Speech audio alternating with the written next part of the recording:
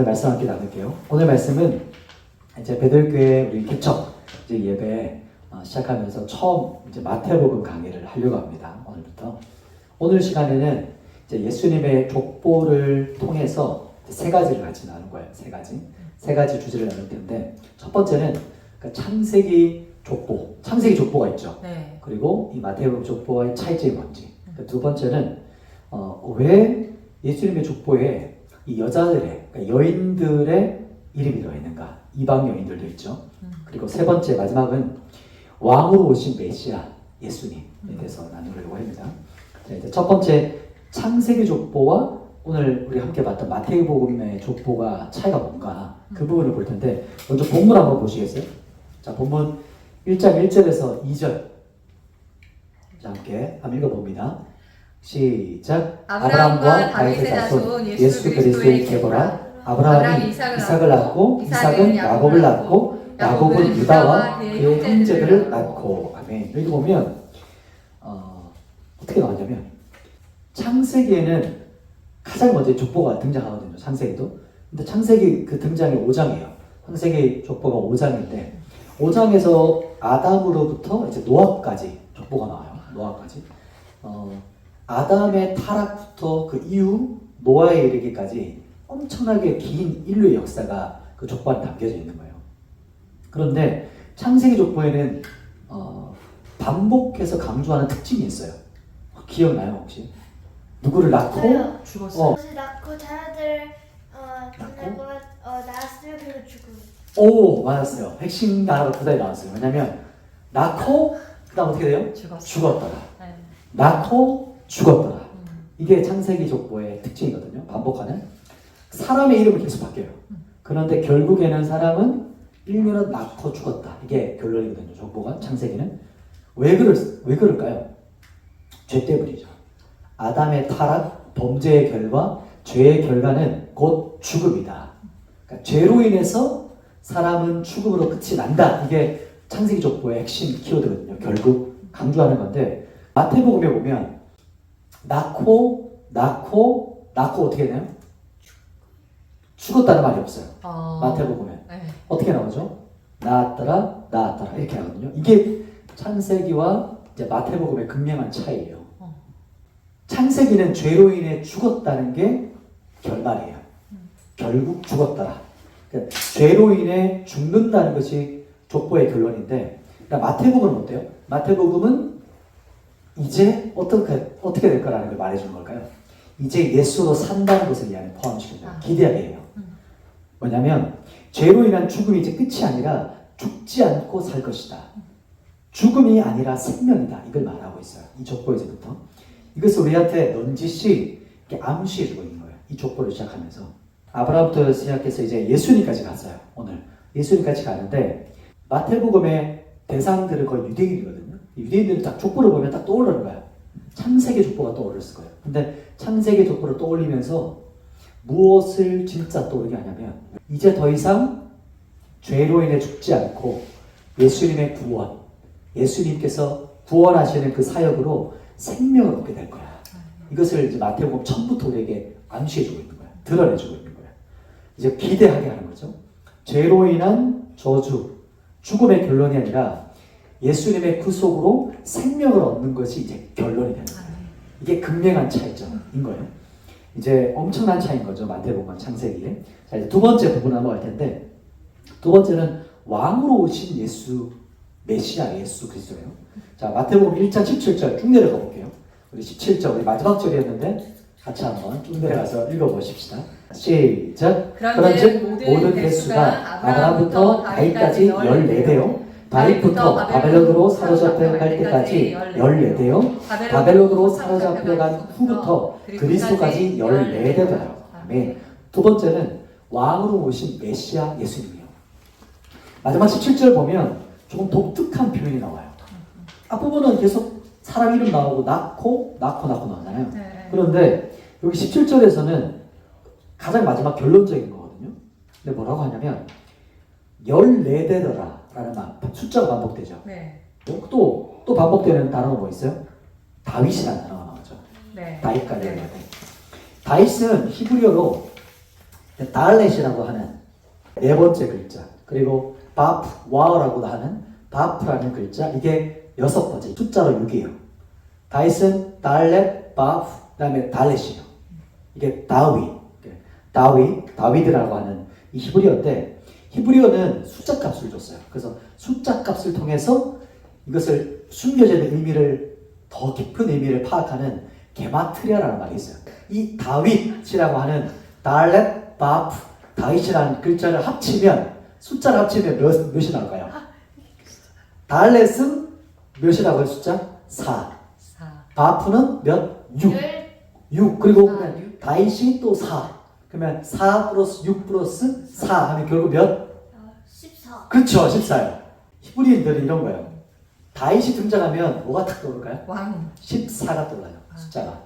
우리나라 말로 어떤 사람 이름이 하나라는 이름이야. 하나야 하고 가면 우리는 그 사람을 부르지만 똑같이 연상되는 게 뭐예요?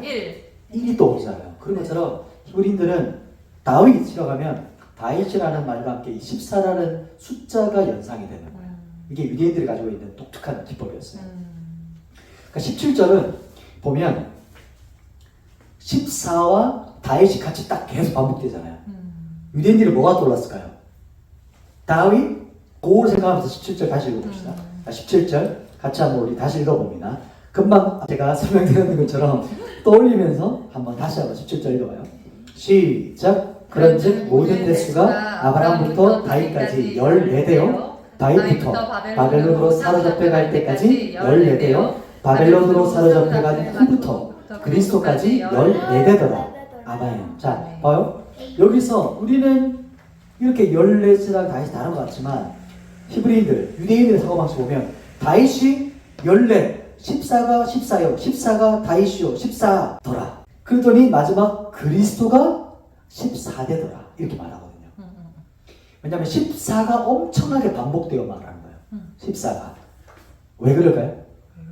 왜 다윗이라는 달렛, 바프, 달렛을 반복해서 강조할까요? 이게 다윗이더라. 히브리인들이 볼 때는 이렇게 보는 거야. 이 자음이 보이는 거예요. 자음이. 우리는 14라 아라비아 숫자를 보지만 유대인들은 히브리어 자음을 표시하면서 숫자를 적었거든요. 다윗이 다윗이다. 다윗이 다윗이었더라. 이렇게 보이는 거예요. 왜 이렇게 말했을까요? 이게 무슨 말일까요? 뭐냐면 구약에서 계속해서 예언하신 그 메시아 그리스도가 이 땅에 오실 거라는 거예요. 그 구원자 메시아가 다윗의 자손으로 오실 그 메시아가 누구다? 예수 그리스도. 예수 그리스도라는 걸 여기 17절에 계속 반복하고 있는 거예요. 마지막 족보에서. 그 당시 유대인들의 지금 모습은요, 로마의 압제 가운데 있었어요. 그리고 메시아 대망사장이 극에 달했던 데야.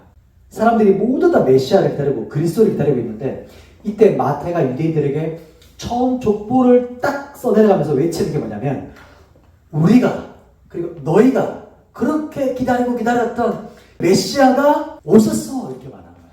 그분이 바로 예수 그리스도야. 그분이 이 그리스도 다윗의 자손, 왕으로 오실 그 다윗의 자손이 온 땅의 왕의 왕, 주의 주가 바로 오셨어. 그분이 예수 그리스도야. 이것을 17절로 이게 말하고 있는 거예요. 이것을 마태가 처음 족보부터 이 안에 담겨 있는 거예요. 이게 외치고 강조하고 있는 거예요. 이거 우리가 참 엄청난 17절에 엄청나게 담겨 있는 거예요. 그리고 우리 마지막 부분인데 이제 세 번째 부분을 살펴볼 텐데, 왜 예수님의 족보에 그냥 우리가 족보를 읽어가면 발견 못할 수도 있어요. 그런데 주의 깊게 보면 여인들의 이름이 나와요. 자, 3절부터 7절까지 우리 다 같이 한번 읽어봅시다. 3절부터 7절 시작. 유다는 다말에게서 베레스와 세라를 낳고, 베레스는 헤스로를 낳고, 헤스로는 람을 낳고, 람은 아미나답을 낳고, 아미나답은 나소를 낳고, 나소는 살몬을 낳고, 살몬은 라합에게서 보아스를 낳고, 보아스는 룻에게서 오벳을 낳고, 오벳은 이세를 낳고, 이세는 다윗 왕을 낳으니라. 다윗은 우리아의 아내에게서 솔로몬을 낳고, 솔로몬은 르호보암을 낳고, 르호보암은 아비야를 낳고, 아비야는 아사를 낳고. 아멘. 자, 여인을 몇 명 찾았어요? 3명이요. 자, 어떻게 찾았습니까? 저요. 네. 아합이랑 롯이랑 다말이랑 또 아까 미네 라합이랑 라합. 노시랑 다만. 루시랑 다만 어우 맞았어요. 자, 우리가 여기서 7절까지 4명이 나와요. 그리고 우리가 쭉 내려가면 16절에 한 여인 또 나옵니다. 마리아. 마리아까지. 그렇지. 5명의 여인이 나와요. 예수님의 그 구약의 족보 가운데 여인이 5명이 등장해요. 이게 엄청난 거거든요. 지금은 여성과 남성의 인권이 거의 동등하다. 하나님께서 만든 창조의 원래 원형이죠. 근데 그 당시는 여인들의 인권이 엄청 힘든, 무너져 있던 시대였어요. 여인의 이름이 언급되지 않는 시대였어요. 그런데 예수님의 그 존귀한 족보에 이렇게 여인들의 이름을 넣었다. 이게 엄청난 거거든요. 3절에 다말, 5절에 또 누구? 라합. 그리고 룬 나오고요. 6절에 또 누가 나오죠? 우리아의 아내가 나와요. 찾았어요? 네. 바세바를 안 하지만 뭐랄까 직설적으로 우리아의 아내라 이렇게 표현하거든요. 그리고 마지막 16절 부분에서 마리아까지 나와요. 왜 예수님의 족보에 여인들의 이름이 들어갔을까요? 왜 여인들의 이름이 들어갔을까? 자, 생각해 봅시다. 너무 예뻐서요? 아름다워서요? 여인들이? 한번 생각해 보세요. 자, 다말 한번 생각해 보세요. 다말은 어떤 스토리가 있어요? 지금으로 봐도 너무 부끄러운 스토리가 이 안에 있어요. 왜냐하면 시아버지를 통해서 아들을 낳았어요. 그게 지금 족보에 적혀 있는 거예요. 유다를 통해, 그러니까 시아버지 유다를 통해 아들을 낳았어요. 룻은요? 룻은 어떤 여인이에요? 룻은 되게 이방의 그치, 농담. 이방 여인이에요. 또 거분해서. 이방 여인에다가 과부예요. 그러네. 재혼했어요. 근데 모았어요. 마리아는 거부 아니잖아. 자, 봐봐요. 그러면 그 다음에 라합. 그런 느낌. 라합은 어떤 저요 여인이에요? 이방인이요. 라합 또. 그게 기생이에요. 그렇지. 라합이 이방 여인에다가 심지어 뭐라고요? 기생. 기생. 기생이었어요. 상력. 그러니까 이걸 좀 망곡하게 사람들이 여인숙 어떤 뭐 주인장이라고 표현하지만 오히려 대부분의 학자들은 제사장. 이 사람은 기생이었다라고 더 많이 얘기를 해요. 성경 기생. 심지어 기생이야. 또 와봐요. 메시아인 그리스도의 족보에 이런 여인들이 이미 등장했어요. 근데 굳이 이방 여인을 모았어요. 이름을. 그 족보에다가. 또 그 당시 봐봐요. 혈통을 그렇게 중시했어요. 그런데 이방 여인들이 들어갔어. 그런데 심지어 아까 누가까지 들어갔어요? 우리 부끄러운 사건들, 그런 사람들까지 주인공이에요. 한 사람 더 봐요. 우리아의 아내가 나와요. 바세바라고 하지 않아. 더 원색적이에요. 누구의 아내였어요? 그 사람은? 남의 아내였어요. 우리아의 아내인, 우리는 알지 이름을. 이름이 바세바거든요. 네. 남편이 있는 바세바죠. 바세바를 강제로 들어가지고 관계를 맺어서 자식을 낳았어요. 이걸 덮으려고 전장에 나가 있는 우리아를 데리고 와가지고 덮으려고 했는데 안 돼. 그래서 어떻게 해요? 심지어 죽여요. 청부살인. 그러니까 우리아 이름 딱 나오면 그게 모든 떠오르는 거야. 이야기 스토리. 그러니까 유대인들에게 있어서 가장 존경하고 사랑하고 자랑하는 왕이 누구야? 다윗이야. 근데 다윗에게 있어서 치명적인 약점, 바세바. 그리고 우리아 사건이거든요. 우리아의 아내라는 말은 그 끔찍한 사건을 이렇게 딱 떠오르게 하는 말이에요. 마지막 한 사람 또 있죠. 마리아. 마리아. 자, 예수님의 어머니 마리아. 어떤 스토리가 있죠? 아직 결혼했어요, 안 했어요? 안 했어요. 결혼을 안 했는데 이미 수태했어요. 처녀인데 임신. 임신. 임신했어. 근데 잡아봐요. 어쩐? 마리아가 살던 동네는 네. 엄청 막 도시였고 사람들이 많던 동네였나요? 정말 작은 몇 가구 안 사는 도시였나요? 작은 용문이. 작은 동네, 직성촌 네. 이런 느낌이에요. 직성촌이에요. 그러면 예수님 어릴 때부터 어떤 소문을 듣고 어떤 이야기를 듣고 살았을까요? 사생아. 사생아. 사생아가 아버지가 누군지도 몰라. 쟤는 아버지가 누군지 모를 때 태어나면 안 돼요. 아버지가 누군지 모르는. 그 전에 마리아에게 있었던 소문, 손가락질은 말할 것도 없겠죠. 이게 마리아에 담겨 있는 이름이요. 자, 가장 중요한 질문, 자 이겁니다. 그러면 그렇게 중요하잖아요. 그렇게 존귀하잖아요. 그 예수님의 족보에 그러니까 구약의 성취잖아요. 이 언약이. 네. 성취로 오신 메시아가 오는데 그 통로로 그렇게 오해를 했다. 그거. 통로로 말을 꺼내기도 부끄러운 여인들이 등장해요. 그러니까 인간적인 가장 치명적이고 그 치부가 드러난 어둠과 수치가 드러나 있어요. 이 족보 안에. 이 말 이해돼요? 네.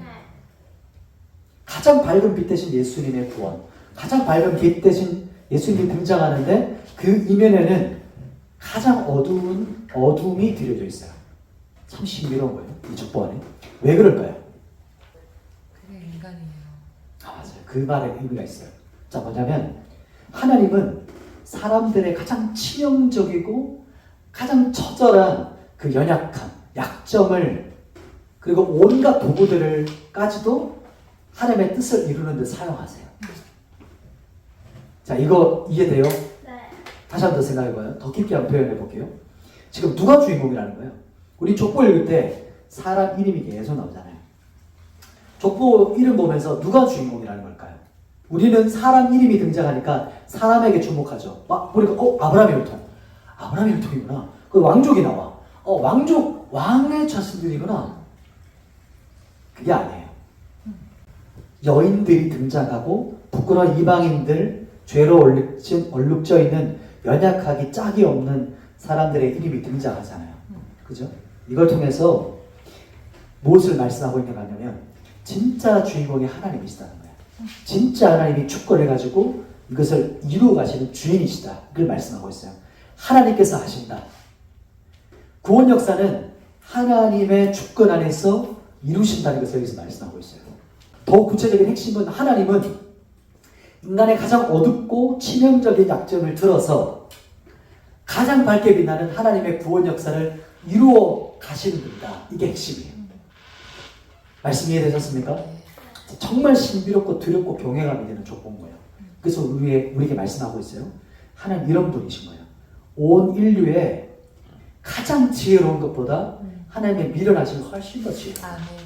우리는 사람에게 집중하지만 하나님은 이런 사람들도 쓰세요. 하나님에게 불가능이 없어요. 성적인 부도덕, 하나님이 이것도 불가능이 없으신 거야. 그리고 간음, 살인, 얼마나 부끄러운 일들이 많아요.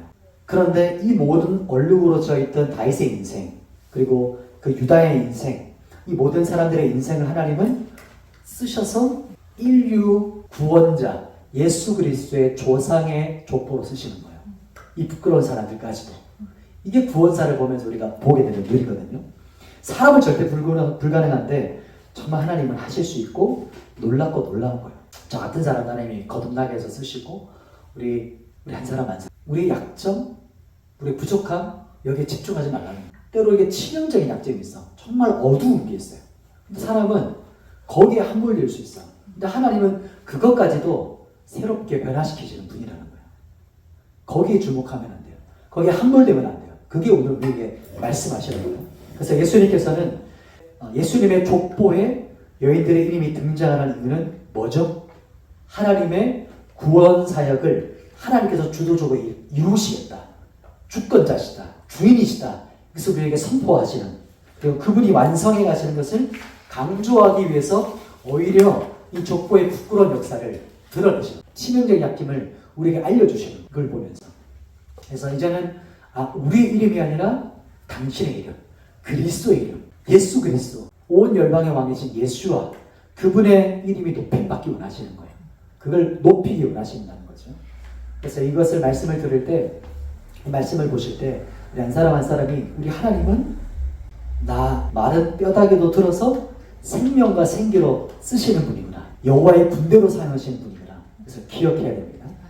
하나님 우리가 이렇게 말씀하시는 거예요. 너의 연약함, 너의 치명적인 약점, 부끄러운 것, 드러내기도 얕은 그 부끄러운 그 어둠, 내가 그거 변화시켰을 거야. 거기에 함몰되지 마. 내가 너를 붙잡아서 들었을 거야. 이렇게 말씀하고 있는 거예요. 나의 위대함과 나의 능력에 주목해. 너의 약점과 너의 부족함과 거기에 함몰되면 안 돼. 사도 바울도 뭐라고 말하냐면 난 하나님의 종이야. 하나님의 도구야. 그렇기 때문에 나도 나 자신을 비판하지 않아. 이렇게 말씀하거든요. 그래서 이걸 기억해야 됩니다. 자, 말씀을 정리할게요. 첫 번째, 우리가 뭘 봤죠? 창세기 족보랑 마태복음 족보의 차이점이었죠. 창세기 족보는 낳고 죽었더라. 근데 마태복음은 죽음이 없어요. 왜냐하면 예수 그리스도를 통해서 이제 더 이상 죄로의 죽음이 결론이 아니야. 예수로 인한 구원으로 인한 생명을 얻게 되는 것을 기대하게 하는 거예요. 그것이 바로 죄의 저주로 죽음의 결론이 아니라 이제는 예수의 구속으로 말미암아 생명을 얻는 것이 결론이다. 두 번째 뭐죠? 왕으로 오신 메시아 예수 그리스도 14 예수 다윗의 자손 그분이 이 땅에 오셨어. 우리가 그렇게 기다렸던 메시아 되신 예수 메시아 되신 다윗의 자손이 이 땅에 오셨어. 그분이 예수야 이렇게 말씀하고 있는 게 이 본문이에요. 그러면서 우리에게 다윗의자손 왕의 왕, 온 땅의 왕이신 예수님을 우리에게 족보부터 나타내는 거예요. 자, 세 번째는 뭐였죠? 예수님의 족보에 누가 등장해요? 여인들의 이름이 등장해요. 이방 여인들이 또 등장해요. 왜 그렇죠? 구약의 언약의 성취, 메시아가 오는 통로로 우리가 그 당시에는 말도 꺼내기 부끄러운 이 이방 여인들, 이 사건들이 있는 사람들이 등장해요. 왜 그렇죠? 우리의 사람 안에 있는 어둠, 치명적인 약점, 수치와 부끄러움을 왜 드러나게 하시죠? 왜냐하면 하나님은 사람들의 치명적인 어둠과 약점까지도 들어서 어떻게 해요? 쓰시는 분이다. 바꾸시는 분이다. 당신의 구원사역을 주권을 가지고 그분이 이루어 가신다. 이것을 우리에게 말하고 있는 겁니다. 그래서 인간의 가장 어둡고 치명적인 약점을 들어서 하나님은 구원의 역사를 이루어 가신다는 겁니다. 같이 한번 이 말씀을 기억하면서 같이 기도했으면 좋겠어요.